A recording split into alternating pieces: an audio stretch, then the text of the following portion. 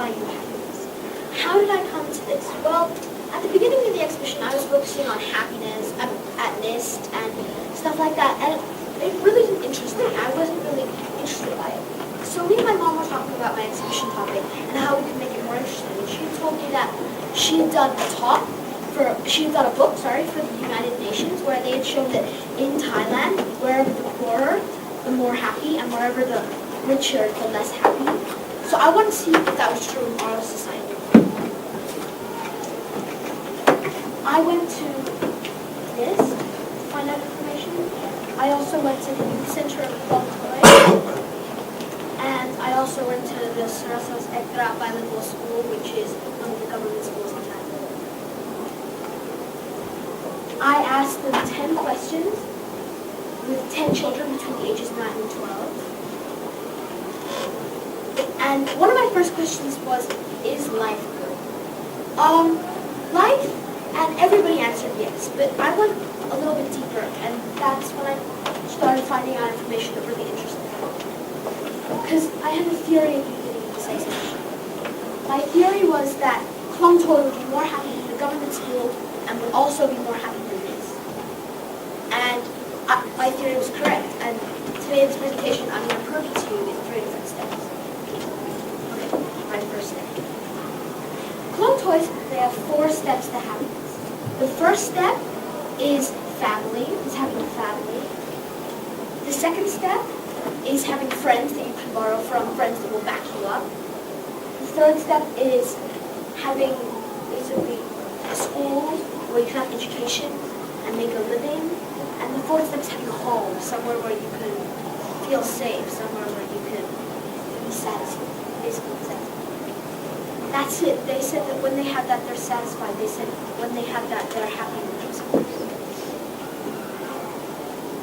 NIST and SCBS, which is the government school, said that they needed things like being fit, having good behavior, being healthy, and having a balanced life, having a balance.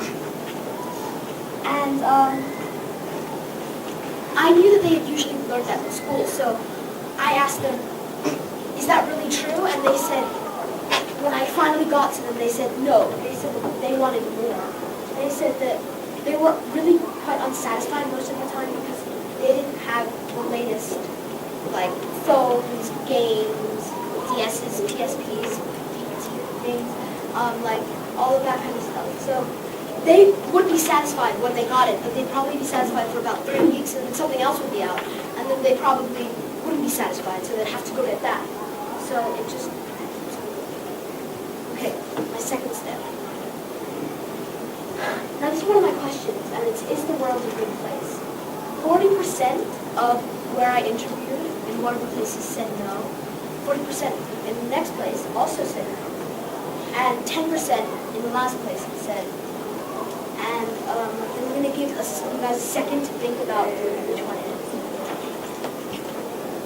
And yeah, so NIST and the Thai government school, almost half the people that I interviewed said that the world wasn't such a great place, and only 10% of the people at Klong Toy said that the world was a good place. And the reason that NIST and the Thai government school said that the world wasn't a good place was because of things like war, things like 2012, and also things like global warming. And I wondered to myself why this was happening, and so I also asked them that, and they said mainly it was because of the media. The media, I didn't know much about 2012 before the big movie came out, and there was all those things about like cities being destroyed. Global warming. How many times have you guys seen like cities and Eiffel Towers underwater, and like even like today's newspaper, there's like bad news on the title. If you leave that on the kitchen table and your child walks up and they see it, and you guys walk up and you see it, you'll probably be scared, and that's newspaper is also a source of news. But the reason that Klong Toy wasn't so upset about this was because they said that they were in their own little bubble. They said that they were in their own little area. All they knew was their shops, their school, and youth center, and their home. They said that's all that they knew. That's all that they really knew. So they couldn't judge the world from where they were. But I have a question for you guys. What were you scared of when you were a child? All the adults in the room, can you decide that? I used to always be scared that there'd be war, even though I grew up in New Zealand, and I was really frightened that my parents were going to die. Because of war? Yeah, war and the idea that my parents might die, that petrified me when I was a child. I was scared of weather, bad weather.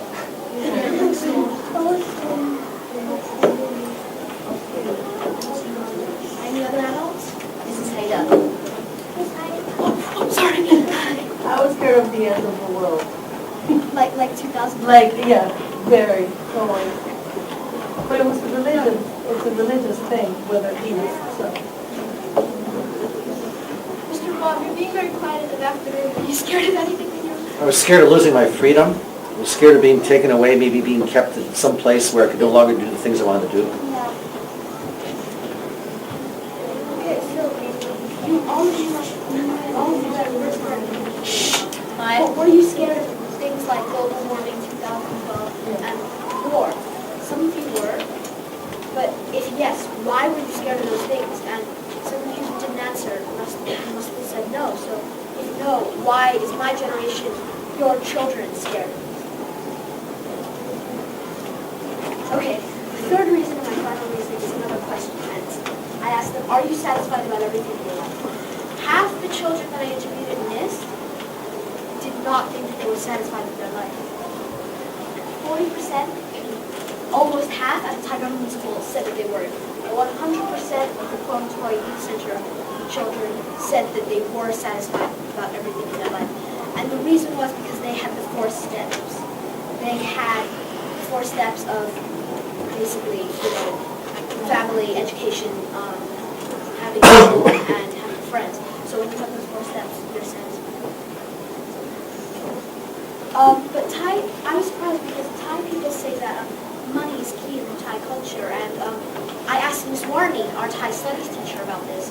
And she said it's true. And she said that's why there's the lottery and that's why people work so hard because of money. And she said that if you walk up to someone on the street and you say that that you grant them 3 wishes, she said that she can almost guarantee that most people, one of them will be have unlimited money. But the main thing we're focusing on is why this and SES are not satisfied. People said stuff like not having phones, and as well as toys, and as well as the natural disasters. This mainly connects to the Thai government school. They said that when they're not satisfied when people are telling them what to do, they're constantly telling them what to do, and when they're not telling them what to do, they're doing what they were told to do. So, and this mainly connects to the Korean students that I interviewed. They said that test teachers made them very stressed out, and they weren't so satisfied with them. Now I'm going to tell you a story about a girl, and her name is Ai, and she lived in a house with, she said her house, she wasn't satisfied with her house because they're too small, and she said there were only 3 rooms in her house. And I asked how many people lived in her house, and she said there were 17 people that lived in a house with only 3 rooms. And so that was a really personal story to me, because I asked one of the girls, and she said that there was a house with only 3 rooms and 17 people lived in that house. So then I asked, why? Why are there 15 minutes away? Are there people that have a house with 3 rooms and 17 people living in it, and they're still satisfied even when they have that? The people at NIST are not satisfied when they have stuff like that. So before you buy something next time, stop and think, will this really make you satisfied? Stop and think, will this make you more happy? My last slide is a quote